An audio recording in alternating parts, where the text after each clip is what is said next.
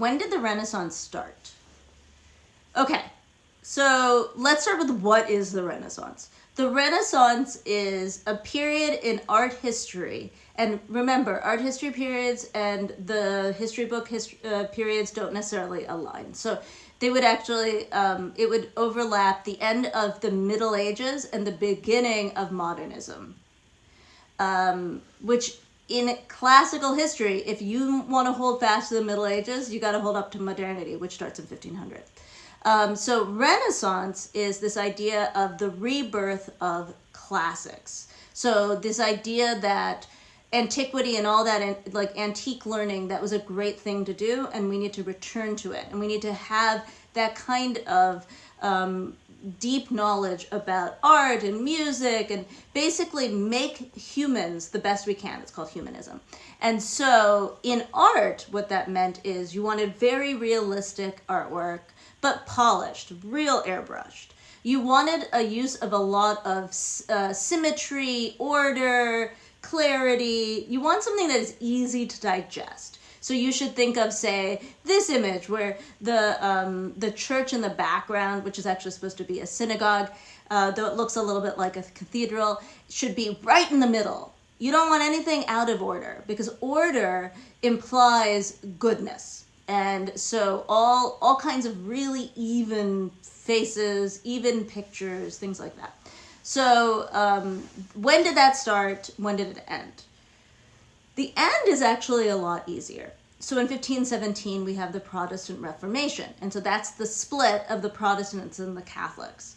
And soon after that, you see art starting to change, because art was such a driver, Christianity was such a driver of art and the economy of art. When in the North, artists didn't have jobs making artwork for churches, they started doing secular things. So in the North, you see after the Renaissance, all sorts of different genres.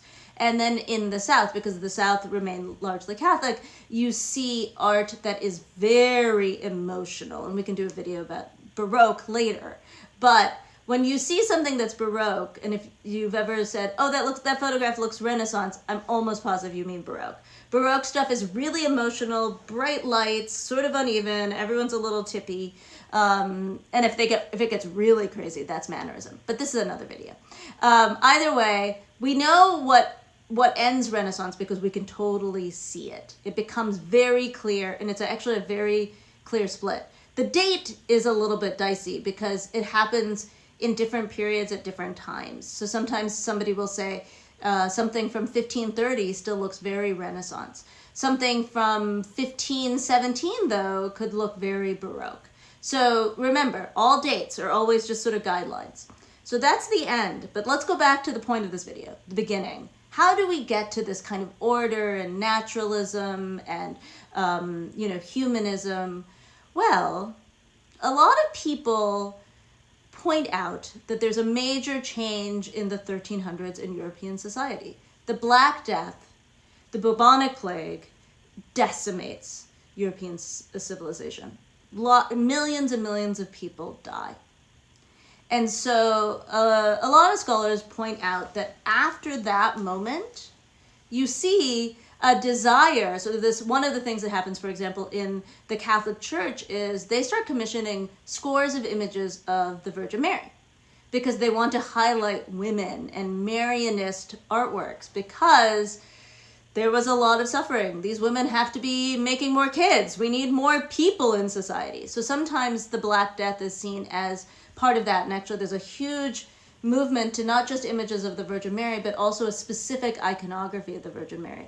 The Misericordia, the Virgin who holds you up and takes you out of your misery, as well as images of the Virgin in the flowers. So she's so beautiful. We should venerate mothers. Which is a really calculated effort during that period after the Black Death to uplift women, ideally to ensure that we repopulate Europe. So that's certainly one of the things. But the other thing that is part of this is this idea that starts in the 1200s that learning is incredibly important. So in the 1200s and the 1300s, you see the rise of many universities like the Sorbonne, Oxford, the University of Bologna, And so by the 1400s, you have really a number of generations who've been educated. And so, and you also see in the era, and part of the reason the bubonic plague really takes off is because you see more and more people moving into cities. They're living closer together. They're living with all the creatures that have the fleas that will give you the bubonic plague.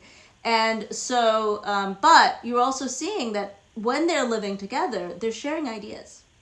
And so you have more intermingling of people and more ideas.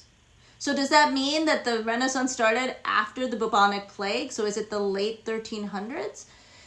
Well, the thing is that a lot of scholars actually say that it was more of a slippery slope into the Renaissance. So, for example, in Italy, you have artists like Giotto, who was a painter who painted all these amazing frescoes. And if you look at the frescoes, they have a lot of what we talk about with the Renaissance. We have a lot of order. They have this sense of three-dimensionality. So rather than a medieval art that's supposed to be flat, you see this three-dimensionality. Similarly, in the 1300s, the late 1300s, and the early 1400s, you see this style that used to be called International Gothic. But now a lot of scholars call it early Renaissance.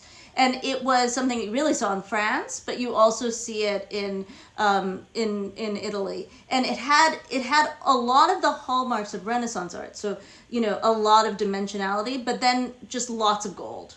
And Gothic art had a lot of gold. So it's almost as if they were easing out of one style and easing into another. So that's another option. It's either that like some genius named Giotto started in 1300s in Italy, or what I think is a more likely option, which is that for about a century, people were getting closer and closer and closer to what we think of as Renaissance art. And so then to end, what is Renaissance art? Like, who are we talking about? So Renaissance art is a lot of things. In Italy, I already said, you have that order, but in Italy, it's a lot of times you see it like the Sistine Chapel, which was finished in the ceiling of the Sistine Chapel, which was finished in the second decade of the 1500s, 1512. So that has a lot of bright colors, a lot of order, a lot of narrative, a lot of beautiful airbrushed people. So that's certainly important. The other thing you see is the movement towards much more color, much less gold, the movement towards as much in the secular arts, so like in Renaissance, in both Italy and in Northern Europe, more and more and more. It's really the Renaissance Europe was a consumer culture. So they were collecting porcelain from China. They were making their own ceramics that looked like that.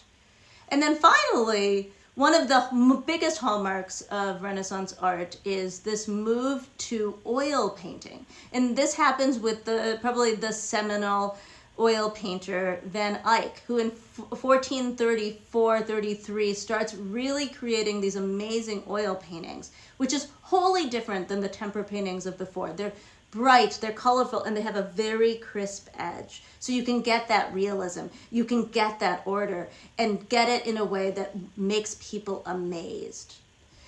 So, to summarize, it's really hard to say a date for the beginning of the Renaissance. We should sort of think of it as many different beginnings and sort of a slippery slope.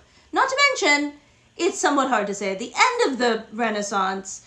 And that's sort of the summary of any time I do a video about a time period. It's really hard to say. And a better thing to do is to think about it in terms of what artists were doing during these time periods and these sort of hallmarks, like Giotto, Van Eyck, and Michelangelo.